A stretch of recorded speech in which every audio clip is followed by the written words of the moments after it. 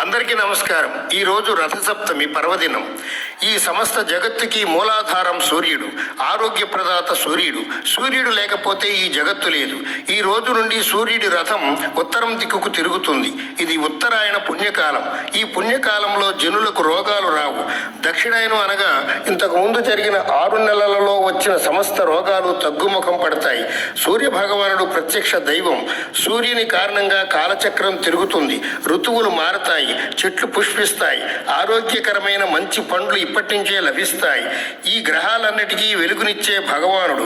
సూర్యుని ఎదురుగా చూడగల మనము దేవుడు లేడు అనే వాళ్లను చూసి జాలిపడాలి.